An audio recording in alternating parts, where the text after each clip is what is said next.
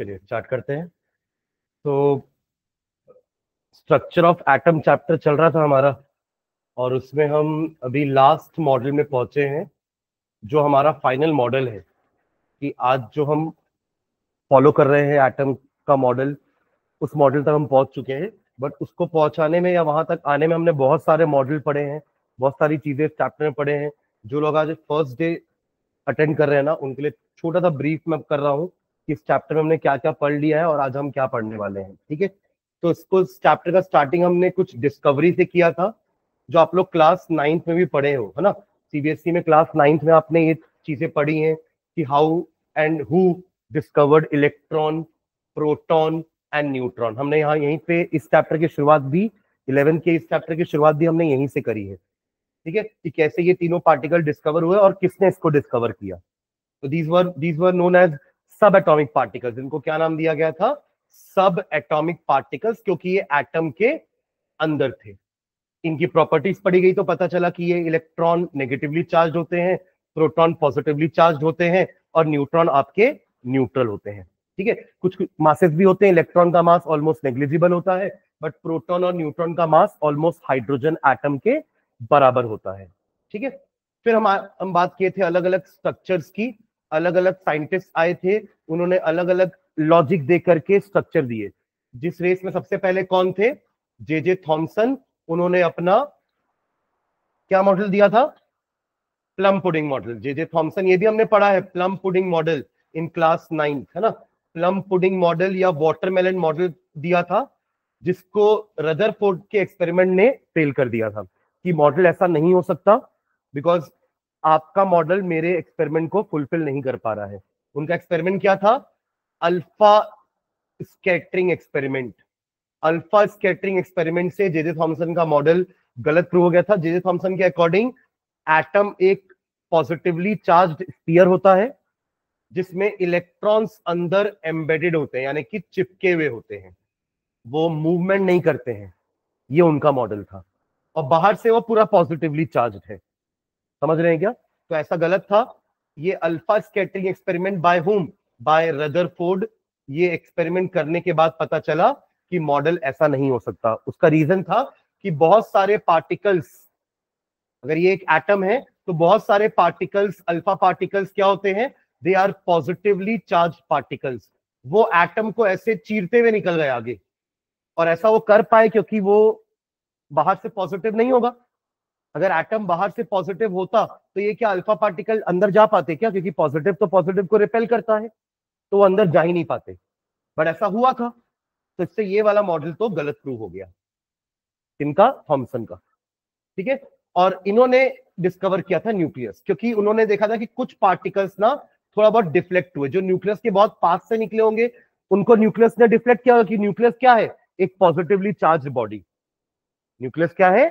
एक positively charge body. तभी तो उसने अल्फा पार्टिकल को डिफ्लेक्ट किया ना, वरना वो अट्रैक्ट कर लेता अल्फा पार्टिकल को, अगर न्यूक्लियस नेगेटिवली चार्ज होता तो न्यूक्लियस पॉजिटिवली चार्ज था, इसलिए उसने अल्फा पार्टिकल को क्या किया? डिफ्लेक्ट किया। वो भी उन अल्फा पार्टिकल को जो उसके पास से गुजरे। जो एकदम आकर के उसी पे हिट किए, उनको तो उसने और ज्यादा पीछे रिपेल किया। क्योंकि जो न्यूक्लियस था वो कैसा था? 3 वर्ड यूज किए थे रदरफोर्ड ने न्यूक्लियस के लिए। पहला, कि वो पॉजिटिवली चार्ज है। दूसरा, वो स्मॉल है। स्मॉल है तभी तो इतने बड़े एटम में इतनी छोटी सी जगह ऑक्यूपाई कर रहा है, तभी बहुत कम अल्फा पार्टिकल उससे टकरा पाए। और तीसरा, हैवी। हैवी भी है, क्योंकि पूरा का पूरा एटम का मास न्यूक्लियस में ही कंसंट्रेटेड है। न्यूक्लियस के अंदर क्या है? प्रोटॉन एंड न्यूट्रॉन्स, और उन्हीं का तो मास होता है। इलेक्ट्रॉन्स का मास तो नेग्लिजिबल है। ठीक है, तो ये अल्फा स्कैटरिंग से जे थॉमसन का मॉडल गलत प्रूव हुआ, और रदरफोर्ड ने अपना एक मॉडल दिया कि न्यूक्लियस सेंटर में होता है, अराउंड में इलेक्ट्रॉन्स जो है वो उसके रिवॉल्व करते हैं। इलेक्ट्रॉन्स कोई एम्बेडेड नहीं है एक जगह पर, दे रिवॉल्व अराउंड दी न्यूक्लियस। ठीक है, बट फिर इन्होंने कुछ एनर्जी की बात नहीं करी थी, किन्होंने? रदरफोर्ड ने। तो उनका मॉडल भी फेल हुआ था, बिकॉज ऐसा बोला गया कि अगर कोई बॉडी पॉजिटिव चार्ज के अक्रॉस में मूवमेंट कर रही है, इलेक्ट्रॉन, तो उसका धीरे धीरे एनर्जी क्या होता जाएगा? डिसिपेट होता जाएगा, डिसिपेट होता जाएगा, और एक टाइम ऐसा आएगा कि वो आकर के न्यूक्लियस के ऊपर गिर जाएगा। अगर ऐसा होगा तो कोई एटम एग्जिस्ट ही नहीं करेगा, बट ऐसा तो होता नहीं, एटम एग्जिस्ट कर रहा है, यूनिवर्स एग्जिस्ट कर रहा है। तो इसलिए ये वाला मॉडल फेल हुआ था, बिकॉज उन्होंने एनर्जी के बारे में कुछ ज्यादा बात करी नहीं थी। तो इनका रीजन था फेल होने का, he was unable to explain the stability of atom. Atom stable होता है ये वो नहीं समझा पाए थे। लेटर ऑन बोर आए थे, बट बोर के आने से पहले दो चीजें डेवलपमेंट हमने देखी थी, है ना। तो पहला डेवलपमेंट क्या था, फिर इसके बाद हमने पढ़ा था, अपने सीधा बोर मॉडल में नहीं आए थे, हम क्या पढ़े थे, डेवलपमेंट्स। कुछ ऐसी चीजें हुई रदरफोर्ड के बाद और बोर से पहले जिन्होंने बोर को इंस्पायर किया फॉर द न्यू मॉडल। ठीक है, तो developments leading to Bohr's model, ऐसा क्या क्या डेवलपमेंट हुआ जिससे बोर का मॉडल आ गया, या बोर ने नया मॉडल दे दिया, रदरफोर्ड के मॉडल को फेल कर दिया। तो इसमें एक हमने पढ़ा था डुअल नेचर ऑफ लाइट। आज तक हम लाइट को सिर्फ वेव मानते थे कि लाइट एक वेव है जिसकी फ्रीक्वेंसी होती है, जिसकी वेवलेंथ है, जिसका टाइम पीरियड होता है, जिसकी वेलोसिटी होती है। बट प्लैंक एक साइंटिस्ट थे, प्लैंक ने प्रूव किया कि लाइट के अंदर पार्टिकल्स भी होते हैं। A light wave is not just a wave, it consist of particles also. तो ये होता है डुअल नेचर, कि वेव तो है ही, वेवी नेचर तो है उसका, बट उसके अलावा उसके पास पार्टिकल्स भी हैं, तो उसका पार्टिकल नेचर भी होगा। ठीक है, और ये थ्योरी दी गई थी मैक्स प्लैंक ने। किसने दी थी, मैक्स प्लैंक ने, और नाम था इसका क्या, Planck's quantum theory. Planck's quantum theory, जिन्होंने क्या बोला कि कोई भी लाइट पार्टिकल्स या लाइट की वेव पार्टिकल से बनी हुई है, और वो हर पार्टिकल की कुछ ना कुछ क्या होती है, एनर्जी होती है। और स्पेशली लाइट के लिए उस पार्टिकल को क्या नाम दिया गया था, फोटोन। क्या बोले थे अपन, फोटोन। और इसकी एनर्जी किस पे डिपेंड करती है, ऑन दी फ्रीक्वेंसी, कि लाइट की फ्रीक्वेंसी क्या है। जैसे अपन पढ़ते हैं कि रेड लाइट की फ्रीक्वेंसी अलग है, वायलेट की अलग है। हमने पढ़ा ना VIBGYOR, starting from violet, indigo, blue, green, yellow, orange and red. तो इसमें सबसे ज्यादा वेवलेंथ है रेड की, वेवलेंथ इज हाईएस्ट, तो फ्रीक्वेंसी इज लोएस्ट। ये रेड के बारे में लिखा है मैंने। और वायलेट का क्या होगा, जस्ट उल्टा, wavelength is lowest, frequency is highest. तो किसी भी लाइट की एनर्जी, हर लाइट में एनर्जी होती है, हम पढ़ते हैं ना फिजिक्स में, light is a form of energy. तो हर लाइट में एनर्जी होती है, पर वो एनर्जी कितनी है वो कैसे पता चलेगा, उसकी फ्रीक्वेंसी से। Energy is directly proportional to frequency, या E इज इक्वल्स टू, एक कांस्टेंट मल्टीप्लाई किया था हमने, H न्यू। ऑल्सो आप न्यू को क्या लिख सकते हो, T by lambda, C by lambda. ये हमने वेव नेचर में पढ़ा था कि velocity is equals to frequency into wavelength, ये रिलेशनशिप होता है। Velocity is equals to frequency into wavelength. Nu मतलब क्या होता है, फ्रीक्वेंसी, और लैम्डा मतलब क्या है, वेवलेंथ। ठीक है, और v आपका क्या है, वेलोसिटी। स्पेशली लाइट की वेलोसिटी की बात करें तो c लिख देंगे। c is the velocity of light which is 3 into 10⁸ metre per second. तो एक ये डेवलपमेंट हुआ था। इसके अलावा हमने लाइन स्पेक्ट्रा पढ़ा था, लाइन स्पेक्ट्रा, है ना। इसमें क्या देखा था हमने कि दो टाइप के स्पेक्ट्रा होते हैं, एक होता है एब्जॉर्प्शन स्पेक्ट्रा और एक होता है emission spectra. Emission as the word suggest, light emit कर रहे हो आप, तो उससे जो स्पेक्ट्रा बनेगा उसको अपन एमिशन स्पेक्ट्रा बोलेंगे। और अगर कोई चीज लाइट एब्जॉर्ब कर रही है, तो जो बचा हुआ चीज है उसको अपन एब्जॉर्प्शन स्पेक्ट्रा बोलेंगे। हमने यहाँ पे तीन टाइप के स्पेक्ट्रम देखे थे, एमिशन के दो देखे थे, continuous and line.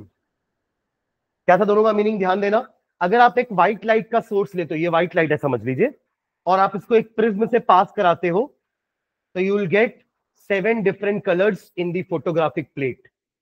They are violet, indigo, blue, green, yellow, orange and red. ये आपको ऐसे 7 bands of color मिलेंगे। और क्योंकि ये एक के बाद एक कंटिन्यूटी में है, इसलिए इसको क्या बोलते हैं अपन, कंटिन्यूअस स्पेक्ट्रा। ठीक है, पर वही व्हाइट लाइट की जगह अभी मैंने क्या लिया, व्हाइट लाइट। व्हाइट लाइट में 7 कंपोनेंट्स हैं, इसलिए वो ऐसे स्प्लिट हुआ, डिस्पर्जन आपने क्लास 10 में पढ़ा है। बट अगर मैं व्हाइट लाइट की जगह कोई एक सिंगल कलर का लाइट लूं या कोई चीज को बर्न करूं, हीट करूं, तो उससे भी लाइट प्रोड्यूस होगी कोई अलग कलर की। और जब उसको ही ऐसे अपन प्रिज्म में लेंगे ना, तो वहां पे आपको ऐसे 7 बैंड्स ऑफ कलर नहीं मिलने वाले।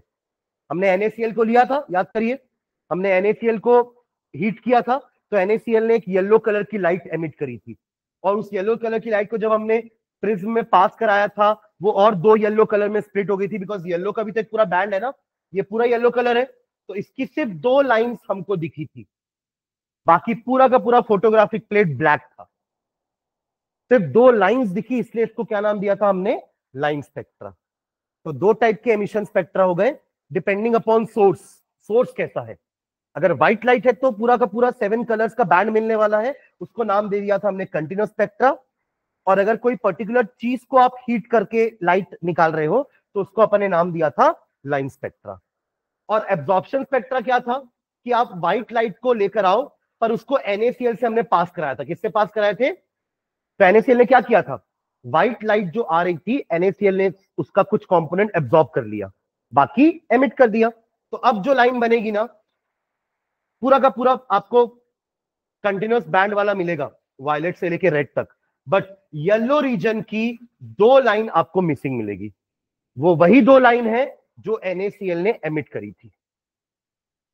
समझ गए आप मैं क्या बोल रहा हूं, मतलब आप इसको उठा के यहां रख दो ना, तो वो 2 लाइन में आ जाएगा ब्लैक, और बाकी पूरा आपका बैंड वैसी का वैसी दिखेगा। ऐसा क्या हुआ, NaCl जो 2 लाइन एमिट किया था, उसने व्हाइट लाइट में से वही दोनों एब्जॉर्ब भी किया। तो अगर इस पूरे बैंड में से अगर मैं 2 लाइन हटा दूं, तो वैसे ही हमारा एब्जॉर्प्शन स्पेक्ट्रा दिखेगा NaCl का। समझ रहे हैं क्या, तो इससे ये प्रूव हुआ कि चीजों में ऐसा स्पेक्ट्रम बनता है, क्योंकि इलेक्ट्रॉन्स हैं उसके अंदर, है ना। एक्चुअली ये लाइन स्पेक्ट्रा हम क्यों पढ़े थे, क्योंकि जब हाइड्रोजन को डिस्चार्ज ट्यूब में लेकर के हीट किया गया, तो हाइड्रोजन का भी एक लाइन स्पेक्ट्रा बना। उसके पास एक ही इलेक्ट्रॉन है, तो वो इलेक्ट्रॉन हायर ऑर्बिट्स में जाकर के वापस आ रहा था, जिसके कारण वो अलग अलग कलर की लाइट एमिट कर रहा था।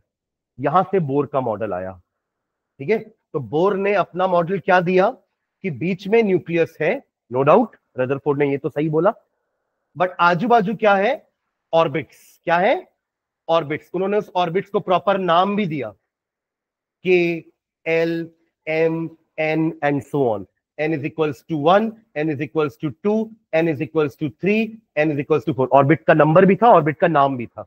1 वाले का नाम क्या था, K, 2 वाले का नाम था L, M, N and so on. ये उनके स्टेशनरी ऑर्बिट्स थे। क्या थे, स्टेशनरी ऑर्बिट्स। क्यों नाम दिया था उन्होंने स्टेशनरी ऑर्बिट्स, क्योंकि उनके हिसाब से इसकी एनर्जी क्या होती है, फिक्स। हर ऑर्बिट की एनर्जी क्या होती है, fix, it do not change. इसलिए उन्होंने स्टेशनरी बोल दिया। स्टेशनरी का मतलब ऐसे हम मोशन के रेस्पेक्ट में बोलते हैं तो रेस्ट बोलते हैं, कि मोशन चेंज नहीं हो रहा है, तो यहाँ पे एनर्जी चेंज नहीं हो रही है, इसलिए स्टेशनरी वर्ड यूज किया उन्होंने। स्टेशनरी ऑर्बिट्स जिसमें इलेक्ट्रॉन उतनी ही एनर्जी से रिवॉल्व होते रहेंगे, ठीक है। प्लस उन्होंने एक फॉर्मुलेस दिए बहुत सारे ना, एनर्जी का फॉर्मूला दिया En, कि किसी भी ऑर्बिट की आप एनर्जी निकाल सकते हो। आपको बस फॉर्मूले में n की जगह क्या रखना है, ऑर्बिट का नंबर। अगर आप k ऑर्बिट का एनर्जी चाहते हो निकालना, तो आप n की जगह 1 रख दो फॉर्मूले में। अगर आप l ऑर्बिट का चाहते हो, तो आप n की जगह 2 रख दो, एंड सो ऑन। तो एनर्जी का फॉर्मूला दिया। उसके अलावा और क्या फॉर्मूला दिया, रेडियस का। इसका रेडियस r1, इसका रेडियस r2, थर्ड ऑर्बिट का रेडियस r3, फोर्थ ऑर्बिट का रेडियस r4। आप बस फॉर्मूले में n की जगह 1, 2, 3 डालते जाओ, you will get the radius of different different orbits. फिर एक और फॉर्मूला किसका था, वेलोसिटी का, Vn, कि इलेक्ट्रॉन की वेलोसिटी उस पर्टिकुलर ऑर्बिट में कितनी है। एंड लास्ट क्या था, mvr, एंगुलर मोमेंटम। mv आपका लीनियर मोमेंटम होता है, m इंटू वी, आपने पढ़ा है फिजिक्स में, p is equals to m into v, but that was linear momentum. अब यहां पर रेडियस भी इन्वॉल्व हो गया है, सर्कुलर पाथ है, तो उसके लिए अपन क्या बोलते हैं, एंगुलर मोमेंटम। तो इसका भी फॉर्मूला दिया। तो ये 4 क्वांटिटी का फॉर्मूला दिया बोर ने, बट किसके लिए? फॉर हाइड्रोजन और हाइड्रोजन लाइक पार्टिकल्स ओनली। इनके सारे फॉर्मूले सिर्फ हाइड्रोजन या हाइड्रोजन लाइक पार्टिकल के लिए ही थे। व्हेन आई से हाइड्रोजन लाइक पार्टिकल, इसका मतलब क्या था? हाँ, जिसके पास एक इलेक्ट्रॉन है, species having only one electron, उसको अपन हाइड्रोजन लाइक पार्टिकल बोलते हैं। जैसे for example helium 1 positive, lithium 2 positive, ये सबके पास एक एक इलेक्ट्रॉन ही होते हैं, तो इन सबको हाइड्रोजन लाइक पार्टिकल। कहने का मतलब his studies was limited to only one electron atom. जहां मल्टी इलेक्ट्रॉन आए उनकी स्टडी फेल हो गई, तो ये इनका ड्रॉबैक है। किसका? बोर का। ठीक है। इसके अलावा बोर ने यह भी कहा कि जब एटम आपका अलग अलग ऑर्बिट में है, जैसे फॉर एग्जांपल इलेक्ट्रॉन आपका इस ऑर्बिट में है, तो उसको जंप करके अगर इस ऑर्बिट में जाना, तो वो एनर्जी क्या करता है? एब्जॉर्ब करेगा, वो चला जाएगा अपने एक्साइटेड स्टेट में। यहां जब तक है तो क्या स्टेट नाम दिया था इसको अपन ने? Ground state. और इसको क्या बोलेंगे जब वो ऊपर चला जाएगा? तो क्या बोलेंगे? Excited state. एक्साइटेड स्टेट की एनर्जी E2 है और ग्राउंड स्टेट की एनर्जी E1। ठीक है। तो ज्यादा एनर्जी कहां रहेगी? एक्साइटेड स्टेट में। तो जब वो वापस आएगा अपने ग्राउंड स्टेट में, क्योंकि जहां एक्साइटेड स्टेट की बात करें तो वहां उसकी लाइफ कम होती है। एक्साइटेड स्टेट में इलेक्ट्रॉन ज्यादा देर तक नहीं रह सकता, उसकी लाइफ वहां पर कम है, तो वो वापस अपने ग्राउंड स्टेट में आएगा। और जब ऐसा होगा तो वो E2 माइनस E1 यानी कि del E, change in energy, इतनी एनर्जी की लाइट एमिट करते हुए आएगा। और वो लाइट की वेवलेंथ आप निकाल सकते हो लैम्डा से। मान लीजिए फॉर एग्जांपल अगर यहां पे उसकी एनर्जी 200 जूल है और यहां उसकी एनर्जी 50 जूल है, तो डिफरेंस कितना हो गया? 150 जूल की एनर्जी वो एमिट करते हुए आएगा। उसके करस्पॉन्डिंग आप वेवलेंथ निकाल सकते हो लैम्डा, कि वो कौन सी लाइट एमिट करते हुए आ रहा है। ठीक है। तो इसी की स्टडी 5 साइंटिस्ट लोगों ने करी थी। उनके नाम क्या क्या थे? Lyman, Balmer, Paschen, Brackett and Pfund. ये 5 साइंटिस्ट थे। इन्होंने क्या स्टडी करी पता है? अलग अलग लेवल बनाए, n is equals to 1, n is equals to 2। ये वही ऑर्बिट्स है हमारी, एनर्जी के फॉर्म में लिख रहा हूं मैं। तो n is equals to 1, n is equals to 2, n is equals to 3, n is equals to 4, 5, 6 and 7। ये है आपका first orbit, this is second orbit, this is third orbit, या एनर्जी शेल। एक और नाम क्या है उसका? Energy shells. ये 5वां ऑर्बिट, ये 6वां ऑर्बिट और ये 7वां ऑर्बिट। तो लाइमन सीरीज ने ये बोला कि जब भी इलेक्ट्रॉन किसी भी हायर लेवल से 1 में आएगा, तो जो लाइट एमिट करेगा उसको हम कहेंगे लाइमन सीरीज की लाइट है वो। और ये रीजन क्या कहला रहा था? Lyman series. और ये इसके जब अपन ने वो निकाले फॉर्मूले से वेवलेंथ, तो पता चला ये कौन से रीजन में फॉल कर रहा था? यूवी, अल्ट्रावायलेट रीजन में इसका लाइट था। ऐसे ही बाल्मर ने बोला कि कोई भी हायर लेवल से अगर 2 पे आते हैं, जैसे 3 से 2 पे आए, 4 से 2 पे आए, 5 से 2 पे आए, 6 से 2 पे आया इलेक्ट्रॉन, या 7 से 2 पे आया जम करके इलेक्ट्रॉन, तो वो सीरीज कहलाएगी बाल्मर सीरीज। ये बाल्मर सीरीज हो गई। ऐसे ही किसी भी हायर से अगर वो 3 में आता है, 4 से 3, 5 से 3, 6 से 3, 7 से 3, तो ये पार्सन सीरीज। किसी भी हायर से अगर 4 में आता है, 5 से 4, 6 से 4, 7 से 4, तो ये ब्रैकेट सीरीज। और किसी भी हायर से अगर 5 में आता है, 6 से 5 एंड 7 से 5 एंड 8 से 5 एंड सो ऑन, तो इसको हमने नाम दिया था पीफंड सीरीज। और इसके लिए एक फॉर्मूला भी था ना हमारा, वेव नंबर का एक फॉर्मूला था। वेव नंबर क्या होता है? It is the number of waves in unit length, 1 centimetre या 1 मीटर। और इसका क्या मीनिंग था? 1,09,677, 1 upon n1 square minus 1 upon n2 square. ऐसा कुछ किया था हमने, जहां पे n1 का वैल्यू क्या है? लाइमन के लिए 2, सॉरी लाइमन के लिए 1, बाल्मर के लिए 2, फिर पार्सन के लिए 3, ब्रैकेट के लिए 4 और पीफंड के लिए 5। और n2 का वैल्यू चेंज होता रहेगा। इसके लिए 2 से चालू होगा n2 का वैल्यू, इसके लिए 3 से चालू होगा n2 का वैल्यू, इसके लिए 4, इसके लिए 5 और इसके लिए 6। Higher level. तो N1 सबका क्या था, ग्राउंड स्टेट, और N2 क्या था, उनका हायर स्टेट।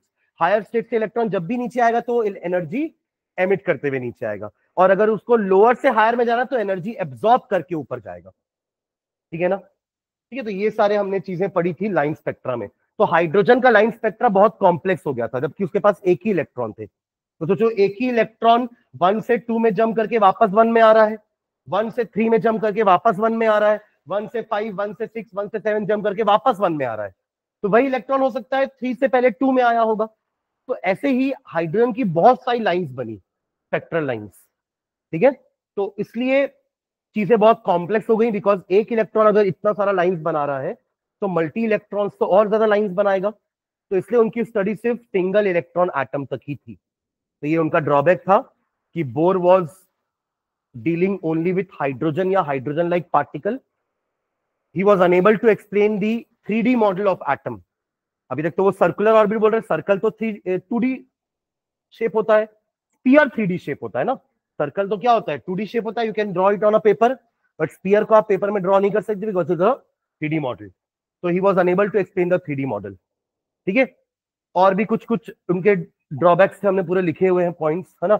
वो ड्रॉबैक्स आए इसलिए हमारा नया मॉडल आएगा क्वांटम मैकेनिकल, बट उसके पहले भी 2 डेवलपमेंट्स हुए, है ना। तो अभी हमने जो डेवलपमेंट्स पढ़े वो किसके थे, आफ्टर रदरफोर्ड कौन आए, नील बोर। इन्होंने अपना मॉडल दिया बट उसमें भी कुछ डिफेक्ट्स थे। तो अब डिफेक्ट्स क्यों आए, क्योंकि अभी कुछ और डेवलपमेंट्स होने बचे थे। समझ लो आप लोग कहानी। इसके बाद 2 डेवलपमेंट्स और हुए, developments leading to quantum mechanical model. और वो डेवलपमेंट्स क्या क्या हैं, 2 पढ़े थे हमने। एक पढ़ा था हमने मैटर वेव, बता रहा हूं मैटर वेव क्या होती है, और दूसरा पढ़ा था हमने Heisenberg's uncertainty principle. Heisenberg's uncertainty principle. देखो दोनों का मतलब क्या होता है। जैसे हमने पहले एक डेवलपमेंट पढ़ा था कि लाइट का डुअल नेचर होता है। लाइट वेव तो है ही, बट लाइट में पार्टिकल्स भी होते हैं। वैसे ही आपके मैटर में भी डुअल नेचर होता है। पार्टिकल तो उसमें है ही, कोई भी मैटर तो पार्टिकल का बना हुआ है। जैसे ये पेन है, ये मैटर है, तो ये पार्टिकल का बना हुआ है। टेबल पार्टिकल की बनी हुई है, कार पार्टिकल की बनी है, स्टोन, बॉल, सब पार्टिकल नेचर है। बट इनका भी एक वेव होता है, ये था हमारा मैटर वेव। ये होता है डुअल नेचर ऑफ मैटर। क्या है ये, डुअल नेचर ऑफ मैटर। अब तक अपन डुअल नेचर ऑफ लाइट पढ़ रहे थे, बट मैटर का भी डुअल नेचर होता है। समझ रहे ना? वो कैसे पता चला, आपने बोला ना लाइट का पार्टिकल फोटोन है, तो फोटोन की वेव थी, यानी कि हर मैटर की वेव होगी। तो हर मैटर की वेव होती है। हर मैटर में पार्टिकल तो है ही, पर हर मैटर में क्या होती है, वेव भी होती है। This was given by de Broglie. क्या था साइंटिस्ट का नाम, डी ब्रॉगली। इन्होंने वेवलेंथ का फॉर्मूला भी निकाला कि अगर वेव है तो वेवलेंथ भी होगी, अगर वेव है तो वेवलेंथ भी होगी, जिसको अपन लैम्डा बोलते हैं। तो इन्होंने फॉर्मूला निकाला लैम्डा का, lambda is equals to h upon m v. क्या फॉर्मूला निकाला, एच अपॉन एम वी। तो अगर आपको इस पेन का मास पता है और आपने इसको कितनी वेलोसिटी से फेंका है, तो आप इसकी वेवलेंथ निकाल सकते हो। एच क्या है हमारा, प्लैंक्स कांस्टेंट, जिसकी वैल्यू क्या होती है 6.626 into 10 to the power -34 joule second. Mass हो गया इस पेन का मास, वेलोसिटी होगी जितनी वेलोसिटी से आपने इसको फेंका है या जितनी वेलोसिटी से ये ट्रैवल कर रहा है। आप कार की वेव भी निकाल सकते हो। एक कार ट्रैवल कर रही होगी, कार का मास होगा कुछ टन 1 में, और आपका जो भी वेलोसिटी होगी कार की, कितना मीटर पर सेकेंड, आप पुट करिए वैल्यू, आपको कार की वेवलेंथ मिल जाएगी। इलेक्ट्रॉन, इलेक्ट्रॉन भी एक पार्टिकल है। इलेक्ट्रॉन का मास क्या होता है, 9.1 into 10 to the power -31 kg. Put the mass of electron, put the velocity of electron, you'll get the wavelength of electron. तो ये है मैटर वेव। तो बोर को पता नहीं था कि मैटर की भी वेव होती है, इसलिए बोर ने सोचा कि इलेक्ट्रॉन कैसे 3D हो सकता है, पर वेव तो 3D में ही होती है। तो यहां से थोड़ा सा 3D मॉडल की तरफ हम बढ़ेंगे, आफ्टर आफ्टर प्रूविंग दैट कि मैटर की वेव होती है, तो इलेक्ट्रॉन की भी वेव होगी। और वेव कोई 2D स्ट्रक्चर तो है नहीं, वेव तो एक 3D में रहेगा, तो यहां से अपन एंटर करेंगे इन दी 3D मॉडल ऑफ एटम। अब तक अपन सर्कुलर ऑर्बिट्स बोल रहे थे, बट वो ऑर्बिट भी अब खत्म हो जाएगा, क्योंकि अपना जो दूसरा डेवलपमेंट था वो था हाइजेनबर्ग्स अनसर्टेनिटी प्रिंसिपल। अच्छा, एक चीज और, हमने इसी में ही मैटर वेव में लिखा था कि मैटर वेव सिग्निफिकेंट होती है सिर्फ छोटे छोटे पार्टिकल्स के लिए, like electron, atom, molecule, not for macroscopic bodies. दो टाइप की बॉडी होती है, जो एकदम छोटी छोटी होती है जिसको अपन माइक्रोस्कोप से देखते हैं, they are known as microscopic bodies. और बड़ी बड़ी बॉडीज जो हमें नेकेड आई से दिख जाती हैं, they are known as macroscopic bodies.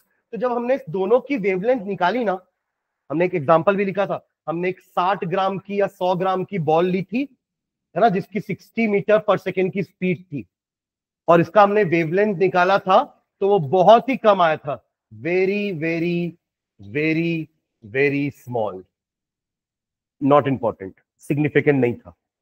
But जब सेम वेवलेंथ हमने एक इलेक्ट्रॉन की निकाली जिसका मास बहुत ही कम था, वेलोसिटी हमने सेम ले ली, तो उसकी लैम्डा यानी कि उसकी वेवलेंथ थोड़ी बड़ी आ रही थी। इसके कंपैरिजन में ये वेवलेंथ वेरी लार्ज थी, जिसको अपन इग्नोर नहीं कर सकते, इसको इग्नोर कर सकते हैं। तो इससे ये प्रूव हुआ कि मैटर वेव तो होती है, सबकी होती है मैटर वेव, हमारी भी होगी। हम जब दौड़ेंगे एक वेलोसिटी से, हमारा भी एक मास है, तो हमारी भी एक वेव होगी, ठीक है। बट वो वेव इंपॉर्टेंट नहीं है। क्यों नहीं है इंपॉर्टेंट? क्योंकि उसकी वेवलेंथ बहुत ही छोटी है, आप इग्नोर कर सकते हो उतनी छोटी वेवलेंथ को। But for microscopic bodies like electron, इनकी वेव को इग्नोर नहीं किया जा सकता, बिकॉज उसकी वैल्यू उतनी छोटी नहीं आ रही है जिसको आप इग्नोर कर दो, ठीक है। Same goes with Heisenberg uncertainty principal also. आप समझ गए ना कि इसमें इलेक्ट्रॉन का रोल है भाई, इलेक्ट्रॉन की वेव होती है, पेन की भी वेव है, बट इसकी वेव नेग्लेक्टेड है, इलेक्ट्रॉन की वेव नेग्लेक्ट नहीं कर सकते, ठीक है। Heisenberg uncertainty principle, as the name suggest, ये तो साइंटिस्ट का नाम है, प्रिंसिपल तो प्रिंसिपल है। अनसर्टेनिटी का मतलब क्या होता है? Not sure. यहां पे नॉट श्योर का मतलब क्या है समझना, किस चीज के लिए हम श्योर नहीं है। आप माइक्रोस्कोपिक बॉडीज का एक ही समय पर पोजीशन यानी कि एक्स और उसकी वेलोसिटी एक ही मोमेंट पे कैलकुलेट नहीं कर सकते। एक्यूरेटली कैलकुलेट तो कर सकते हो, बट एक्यूरेटली नहीं कर सकते। अगर आप उस वक्त पे इलेक्ट्रॉन की वेलोसिटी कैलकुलेट करने में बिजी हो, तो you will and up in calculating wrong position. और अगर आप उस समय पोजीशन को ध्यान से कैलकुलेट कर रहे हो, तो you will and up in calculating wrong velocity. एक ही समय पर दोनों सही कैलकुलेट नहीं हो सकते विथ परफेक्ट एक्यूरेसी। वो इनएक्यूरेसी बहुत ज्यादा हो जाएगी, which can not be ignored. Again ये प्रिंसिपल सिर्फ माइक्रोस्कोपिक बॉडी के लिए ही इंपॉर्टेंट है। मैक्रोस्कोपिक में लगा सकते हो, कोई दिक्कत नहीं है, बट वो इनएक्यूरेसी बहुत छोटी आएगी, यू कैन इग्नोर इट। समझ रहे मैं क्या बोल रहा हूं? तो उसका हमारा एक प्रिंसिपल क्या था कि del x into del v is equals to h or greater than equal to h upon 4 pi m. Inaccuracy का मल्टीप्लीकेशन इतना होता है। What is del x? Del x is the inaccuracy in measurement of position, and del v is the inaccuracy in position of inaccuracy in measurement of velocity. Inaccuracy in measurement of position, inaccuracy in measurement of velocity. inaccuracy का मतलब समझना, जैसे for example अगर मैं बोलता हूं इस pen का लेंथ एग्जैक्टली है 9.557894 सेंटीमीटर। क्या बोला मैंने? 9.547898 सेंटीमीटर। बट आपने बोल दिया सर मेरा 9 सेंटीमीटर आ रहा है, तो वो जो इनएक्यूरेसी ना वो इग्नोर कर सकते हैं, क्योंकि वो इतना फर्क नहीं पड़ेगा जो इनएक्यूरेसी मैंने कहा, ठीक है। बट ये इनएक्यूरेसी ना इलेक्ट्रॉन के रेस्पेक्ट में बहुत ज्यादा हो जाती है। इनएक्यूरेसी समझ गया ना कि जो आपने गलती करी है मेजरमेंट करने में, इसका सही मेजरमेंट 9 पॉइंट समथिंग कुछ था, बट आपने उसको 9 मेजर किया, तो जो समथिंग है ना वही इनएक्यूरेसी इन योर मेजरमेंट है।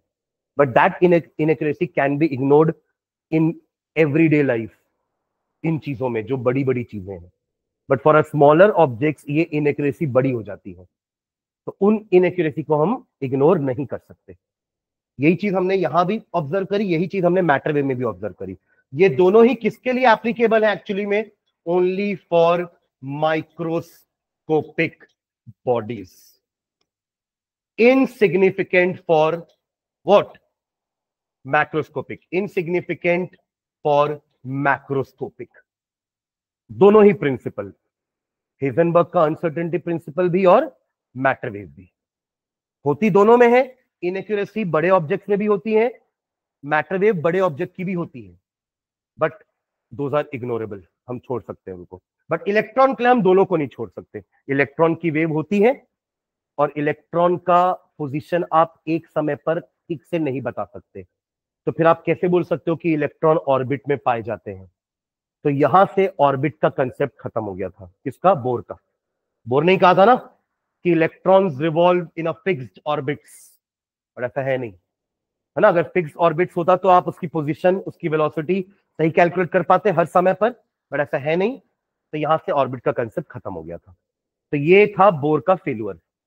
अब आया था नया model which is known as quantum mechanical model, जो किसको कंसिडर कर रहा था? इन दोनों प्रिंसिपलों को कंसिडर कर रहा था। बोर की गलती नहीं थी, है ना, बोर की गलती नहीं थी, क्योंकि उनके समय ये दोनों चीजें डिस्कवर ही नहीं हुई थी, इन्वेंट ही नहीं हुई थी, ये प्रिंसिपल्स बने ही नहीं थे उस समय। तो इसलिए उनको पता नहीं था कि इलेक्ट्रॉन की भी वेव हो सकती है। अगर ऐसा उनको पता होता तो वो खुद एटम का 3D मॉडल भी दे देते। बट ये सारी चीजें उनके बाद हुई, उनके मॉडल के बाद ये सब चीजों का डेवलपमेंट हुआ, तो उनका मॉडल फेल हो गया। तो अब जो हम मॉडल पढ़ने वाले हैं, that is your quantum mechanical model. ये इलेक्ट्रॉन के वेव नेचर को भी कंसिडर करेगा, ऑल्सो ये इलेक्ट्रॉन का पोजीशन भी कंसिडर करेगा कि एक कहीं पर भी पोजीशन फिक्स नहीं होती है। और जब आप किसी चीज के लिए श्योर नहीं बोल सकते तो आप क्या बोलोगे? एक अनुमान लगाओगे। अभी तक तो बोर यही बोल रहे थे ना कि पहला इलेक्ट्रॉन के ऑर्बिट में ही होगा, पहला इलेक्ट्रॉन के ऑर्बिट में ही घूम रहा होगा, दूसरा भी के ऑर्बिट में ही घूम रहा होगा, तीसरा एल में घूम रहा होगा। बट अब हमने बोल दिया कि ऑर्बिट की जो पोजीशन फिक्स है ही नहीं, इलेक्ट्रॉन की पोजीशन फिक्स है ही नहीं, तो अब वो एग्जैक्टली वहां नहीं होगा। तो अब हम अनुमान लगाएंगे। The word is probability. क्या वर्ड यूज करेंगे अब अपन? कि यहां होने की प्रोबेबिलिटी मैक्सिमम है, इस रीजन में कहीं पे भी हो सकता है, नॉट कि यहीं पर ही होगा, हो सकता है। That is the probability meaning. समझ रहे हैं क्या? तो अब अपन ऑर्बिट को छोड़ेंगे नहीं, ऑर्बिट है बट इलेक्ट्रॉन ऑर्बिट में नहीं है। ऑर्बिट तो है अभी भी, but electrons are not in the orbit. Actually electron एक रीजन में है, जिस रीजन को हम कहते हैं ऑर्बिटल। क्या बोलते हैं उस रीजन को अपन? ऑर्बिटल। तो यहां से आप कुछ नया पढ़ना चालू करोगे, एक नया मॉडल पढ़ोगे, क्वांटम मैकेनिकल मॉडल। तो हेड डाल दिए थे क्वांटम मैकेनिकल मॉडल, है ना। और इसका पूरा का पूरा क्वांटम मैकेनिकल मॉडल का पूरा बेसिस क्या है? Quantum mechanics. Quantum mechanical model का बेस क्या है? What is the base? Quantum mechanics. आपने कभी क्वांटम मैकेनिक्स नहीं पढ़ी है, आपने पढ़ी है नॉर्मल मैकेनिक्स इन फिजिक्स, जिसमें आप 3 इक्वेशन पढ़ते हो, S is equals to ut plus half at square, V is equals to u plus at, and V square minus u square is equals to 2as। ये हमारे physics का classical dynamics है। क्या है? क्लासिकल डायनामिक्स, जो सिर्फ और सिर्फ मैक्रोस्कोपिक बॉडी पर लागू होता है। Bodies like car, bodies like stone, ball, person, इन सब में हम वो फॉर्मुलेज लगा करके उनका डिस्प्लेसमेंट, उनकी वेलोसिटी, उनका एक्सेलरेशन, उनका टाइम, ये सब निकाल सकते हैं। बट सेम इक्वेशंस आप इलेक्ट्रॉन पे अप्लाई नहीं कर सकते। घूम तो इलेक्ट्रॉन भी रहा है ना, इलेक्ट्रॉन का भी एक्सेलरेशन होगा, बट इन सब के लिए हम हमारे नॉर्मल क्लासिकल मैकेनिक्स का इक्वेशन नहीं लगा सकते, बिकॉज वो न्यूटन ने जो इक्वेशंस दिए थे उसमें भी उन्होंने dual nature of matter consider नहीं किया था, और ना ही हेजनबर्ग का अनसर्टेनिटी प्रिंसिपल कंसिडर किया है। तो उनके इक्वेशंस में ये दोनों चीजें मिसिंग है, तो हम उन इक्वेशंस को इलेक्ट्रॉन पे अप्लाई नहीं कर सकते। समझ रहे ना? इसलिए इलेक्ट्रॉन लाइक पार्टिकल के लिए we have a different class of mechanics known as quantum mechanics, which was given by Erwin Schrödinger। Spelling देख लेना, थोड़ा गड़बड़ होगा तो, है ना। स्क्रोडिंजर, इन्होंने दिया था वेव मैकेनिक्स। और लास्ट क्लास में हमने एक इक्वेशन भी लिखा था, है ना। वो इक्वेशन में हमने प्रॉपर एक्स, वाई और जेड, अब एक्स वाई जेड तीनों आ जाएगा ना, क्योंकि अब अपन 3D मॉडल की बात कर रहे हैं। Three dimensional. अभी तक सिर्फ एक्स और वाई था, प्लेन था क्योंकि एक्स एंड वाई, पर अब हमारे पास थर्ड एक्सिस आ जाएगी which is x y and z. तो वो जो पोजीशन है इलेक्ट्रॉन की अब आप एक्स वाई जेड से बताओगे। अभी तक प्लेन में था तो आप एक्स और वाई से बता देते थे, पर अगर कोई पॉइंट अगर यहां पर है, मान लो ये स्पेस है ना, ये तो स्पेस है, ये कोई पॉइंट यहां पर है, तो इसकी पोजीशन बताने के लिए आप सिर्फ दो कोऑर्डिनेट से इसकी पोजीशन नहीं बता पाओगे, आपको तीनों तरीके से बताना पड़ेगा कि सर ये वाला पॉइंट इस वॉल से इतनी दूरी पर है, ऊपर के सीलिंग से इतनी दूरी पर है, और नीचे के फ्लोर से इतनी दूरी पर है।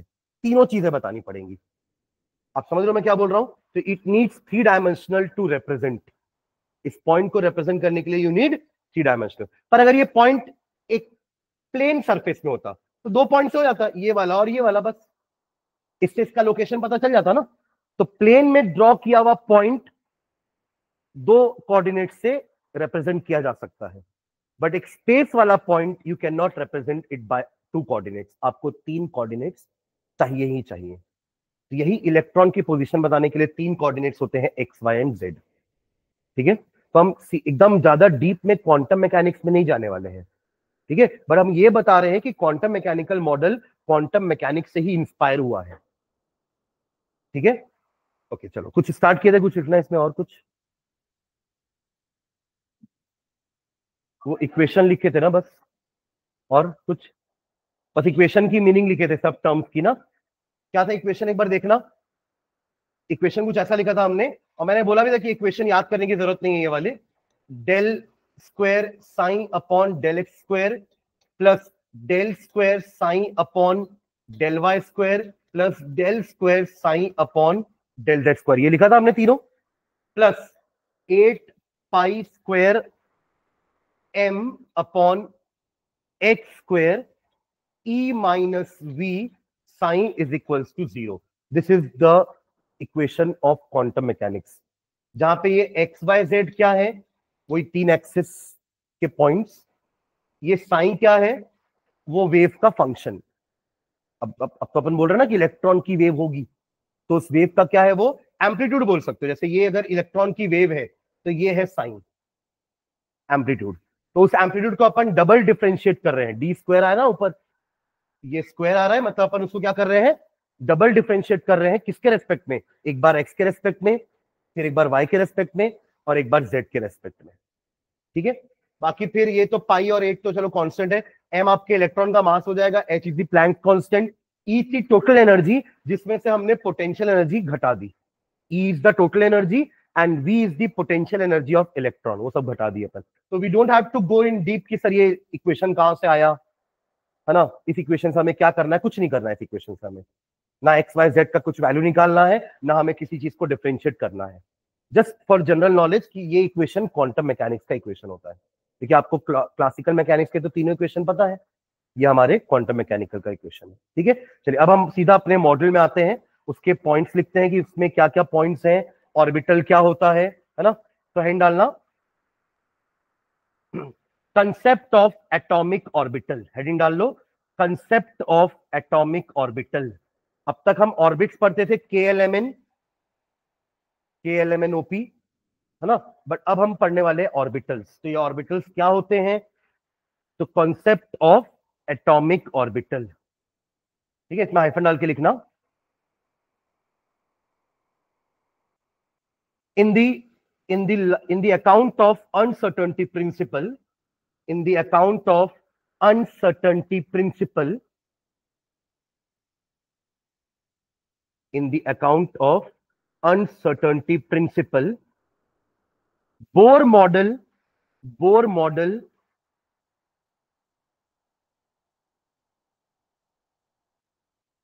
Bohr model of atom, Bohr model of atom, postulating that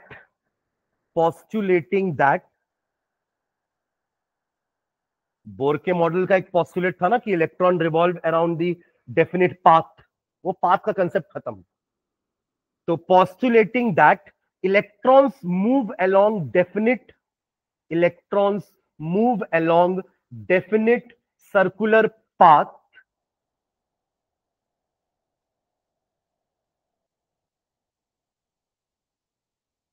enhance their position and momentum, enhance their position and momentum, enhance their position and momentum could be determined, could be determined with absolute accuracy, could be determined with absolute accuracy, became unacceptable, became unacceptable, became unacceptable। इसका क्या meaning हुआ कि हम किसके respect से बोल रहे हैं कि ये चीज जो बोर ने कही ये अनएक्सेप्टेबल है? इन view of uncertainty principal. Uncertainty principle ने तो यही कहा था ना कि किसी भी मोमेंट पे एक साथ साइमल्टेनियसली आप इलेक्ट्रॉन की पोजीशन और वेलोसिटी डिटरमाइन नहीं कर सकते एक्यूरेसी के साथ। तो उस हिसाब से इनका जो फिक्स्ड ऑर्बिट वाला कंसेप्ट है वो अनएक्सेप्टेबल हो जाता है।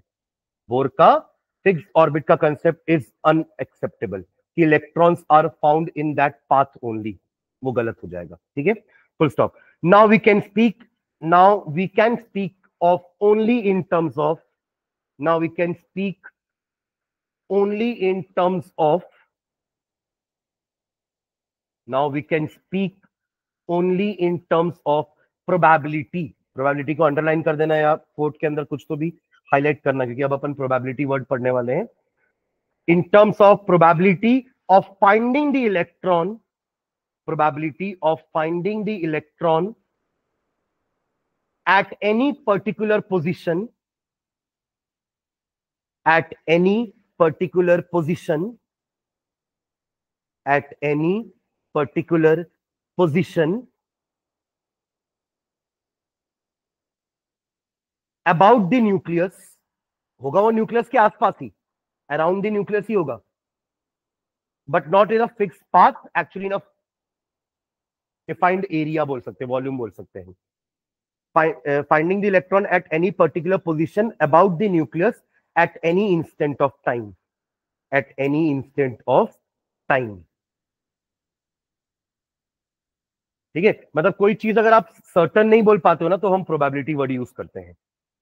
आप अगर कोई चीज को सर्टन से बोल सकते हो, मतलब श्योरिटी से बोल सकते हो तो ठीक है, अदरवाइज नहीं बोल पाओगे तो क्या होगा, हम गेस वर्क करेंगे, प्रोबेबिलिटी। ठीक है, ओके। नेक्स्ट टाइम लिखेंगे द रीजन ऑफ स्पेस, ये एक ऑर्बिटल का डेफिनेशन है।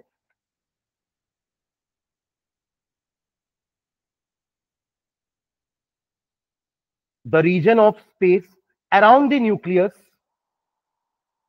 The region of space around the nucleus within which, within which, the region of space around the nucleus within which the probability of finding an electron, within which the probability of finding an electron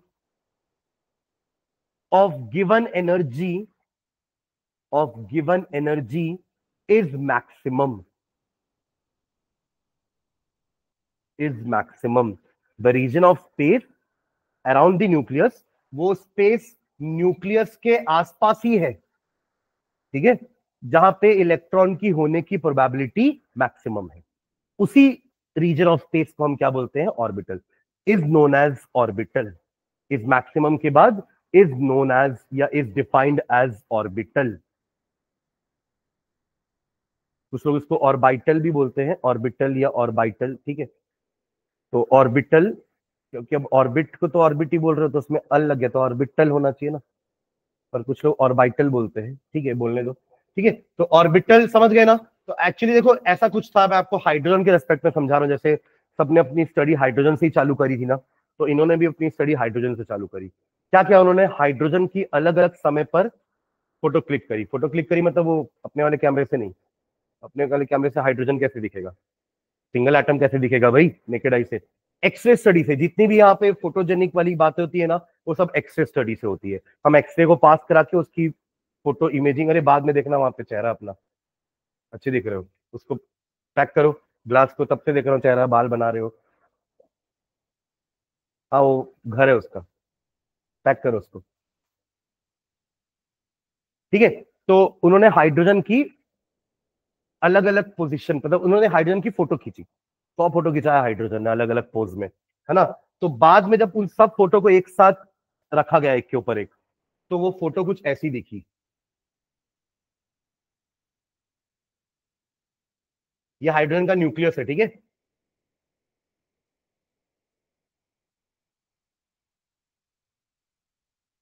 अभी 100 dot तो नहीं बनाऊंगा मैं, ठीक है, but ये उसकी photo है, सारी एक साथ रख दी गई ना, एक के ऊपर एक।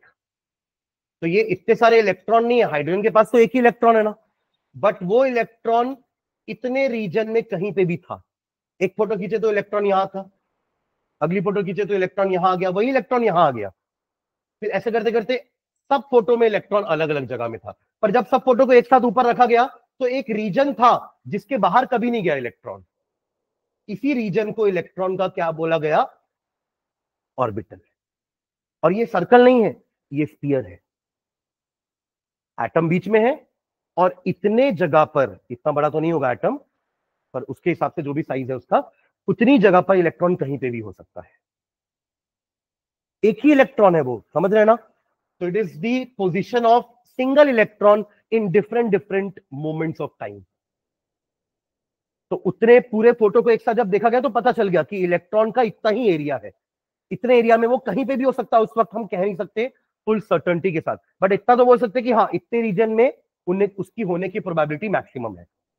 इस रीजन के बाहर नहीं होगा इलेक्ट्रॉन, इस रीजन के बाहर उसकी होने की प्रोबेबिलिटी क्या है? 0। But within this region उसकी होने की प्रोबेबिलिटी मैक्सिमम है, कहीं ना कहीं तो होगा वो। आप समझ गए क्या? ठीक है, तो इसी रीजन ऑफ स्पेस को हम ऑर्बिटल कहते हैं। तो अब ये ऑर्बिटल, अभी अपन हाइड्रोजन की बात करें तो हाइड्रोजन के पास तो सिंगल इलेक्ट्रॉन है, तो उसकी एनर्जी कम होती है। अब समझना, बोर का कुछ कुछ पॉइंट्स तो इन्होंने भी लिया कि जैसे फर्स्ट की एनर्जी, के की एनर्जी कम होती है, एल की एनर्जी थोड़ी सी बढ़ जाती है ना, एल की एनर्जी के से ज्यादा होगी, फिर एम की एनर्जी उससे ज्यादा होगी। जैसे जैसे अपन न्यूक्लियस से दूर जा रहे हैं ना, तो एनर्जी बढ़ती है, क्योंकि आप न्यूक्लियस की पकड़ से दूर हो। आप अगर न्यूक्लियस की पकड़ में रहोगे तो आप बहुत ज्यादा बाउंडेड रहोगे, तो आपकी एनर्जी कम रहेगी। पर जैसे जैसे आप न्यूक्लियस से दूर जा रहे हो ना, तो आपकी एनर्जी ज्यादा होती जाएगी। तो जैसे जैसे अपन हायर ऑर्बिट में जा रहे हैं, एनर्जी बढ़ रही है। समझ रहे हैं क्या बोल रहा हूँ? एनर्जी बढ़ती है ना, तो उस ऑर्बिटल का शेप भी अलग होता है। अभी तो अपन ने एक सिंगल इलेक्ट्रॉन के लिए, हाइड्रोजन के लिए क्या शेप बनाया? स्फीयर। बट एक्चुअली ये शेप अलग अलग होते हैं। ऑर्बिटल के शेप क्या होते हैं? अलग अलग। गिवन एनर्जी के ऑर्बिटल्स अलग अलग शेप के हो सकते हैं, ठीक है। तो सबसे कम एनर्जी का ऑर्बिटल कौन सा है आपका? हाइड्रोजन का वो ऑर्बिटल जिसकी एनर्जी सबसे कम है, ठीक है। ओके, तो ऑर्बिटल समझ गया ना, एक रीजन ऑफ स्पेस। अपन आएंगे उस शेप वेप का भी, टेंशन मत लो कि शेप क्या होता है। अभी बस इतना समझिए कि ऑर्बिटल न्यूक्लियस के अराउंड एक रीजन है, not a fixed path. Fix path को तो अपन ऑर्बिट बोलते थे। अब एक फिक्स्ड रीजन है अराउंड द न्यूक्लियस, जहां पे इलेक्ट्रॉन कहीं पे भी हो सकता है उतने रीजन में, बट उस रीजन के बाहर नहीं होगा। और उसी रीजन को अपन ने क्या नाम दिया है? ऑर्बिटल, ठीक है। तो ऑर्बिटल का मतलब कि इलेक्ट्रॉन की होने की प्रोबेबिलिटी मैक्सिमम होगी उतने रीजन में। ये डेफिनेशन क्लियर है? एक बार डेफिनेशन रीड करो फिर से। It is a region of space around the nucleus, sorry, within which the probability of finding an electron of given energy is maximum। ठीक है, चलिए इसे कुछ पॉइंट्स लिखते हैं, नीचे लाइन नीचे लिखिएगा। Some features of quantum mechanical model of atom are as follows. कुछ इसके भी पॉइंट्स लिखते हैं। Some features of quantum mechanical model of atom are as follows.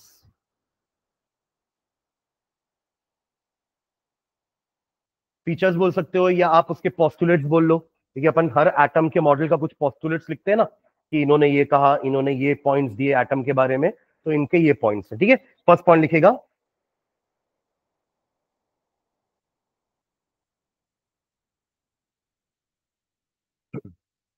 The wave function तो अपन ने किससे नोट किया था? साइन से। The wave function sine the wave function sine is simply a function of coordinates is simply a function of coordinates of the electron xyz। is simply a function of coordinates of the electron. ठीक है, sign एक wave function है जिसको अपन x Y Z coordinate से denote करते हैं. ठीक है, सेकंड पॉइंट लिखेंगे. ये फर्स्ट पॉइंट हुआ. Second point, sine square gives the probability, sin square gives the probability, sin square gives the probability of finding the electron at a particular point. Sin square gives the probability of finding the electron at a particular point.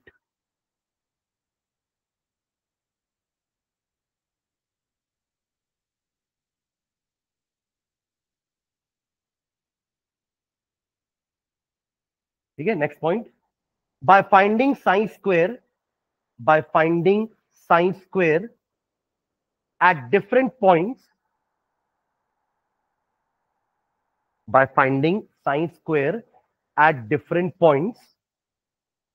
मतलब सोचिए, ये अगर आपका atom ये है nucleus, तो यहां पे जब इलेक्ट्रॉन होगा ना, तो इसकी साइन की एक वैल्यू होगी एक्स वाई एंड जेड. जब वो यहां होगा तो उसकी वैल्यू कुछ और होगी. इसको मैं x1 y1 z1 दे देता हूं. इसके लिए मैं बोल दूंगा x2 y2 एंड z2. ये आपके साइन है अलग अलग टाइम में. ठीक है, और जब इनका स्क्वायर करके वैल्यू निकाली जाएगी तो वो कहलाती है probability of that electron at that position, है ना, probability of finding the electron at that position. ठीक है, ओके. तो by finding sine square at different points we can predict the region of space, we can predict the region of space, we can predict the region of space around the nucleus,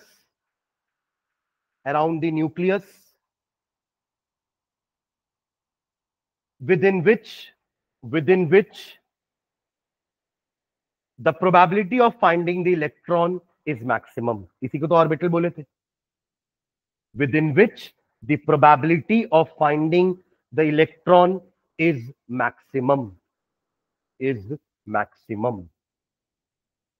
ठीक है, तो ये कुछ points हमारे quantum mechanical model के. Next एक hand डाल के छोड़ दो, क्वांटम नंबर्स. ये इस चैप्टर का सबसे इंपॉर्टेंट टॉपिक है, क्वांटम नंबर्स. ये टॉपिक छूटा तो इस चैप्टर को और अगले चैप्टर को पढ़ने का कोई मीनिंग नहीं रहेगा. समझ रहे हैं क्या? तो next class is very very very very important. कुछ भी हो जाए नेक्स्ट क्लास मत छोड़ना. ठीक है, तो क्वांटम नंबर पढ़ाऊंगा मैं. ये एक्चुअली आप समझो कि इलेक्ट्रॉन का एड्रेस है. जैसे आप लोग का एड्रेस होता है घर का, है ना, आप लोग का घर के एड्रेस में आप हाउस नंबर देते हो, फिर क्या बोलते हो, मोहल्ला बताते हो ना, या स्ट्रीट नंबर बताते हो. हाउस नंबर बताओगे तब तो पता चलेगा ना कि इस घर में हो आप, वरना सिर्फ बोल दोगे डीडीयू नगर. क्या डीडीयू नगर आके चिल्लाऊं तो आप आ जाओगे निकल के अपने घर से बाहर. एक प्रॉपर हाउस नंबर दोगे, स्ट्रीट दोगे या सेक्टर बताओगे, है ना, फिर आप अपना एरिया बताओगे, सिटी बताओगे, रायपुर, फिर छत्तीसगढ़. ऐसा अपन एड्रेस की लाइंस होती है ना, वैसे ही इलेक्ट्रॉन के भी एड्रेस को बताने के लिए 4 नंबर्स होते हैं और उनको हम कहते हैं क्वांटम नंबर्स. तो हम वहां पे ये बताते हैं कि इलेक्ट्रॉन कौन से ऑर्बिट में है.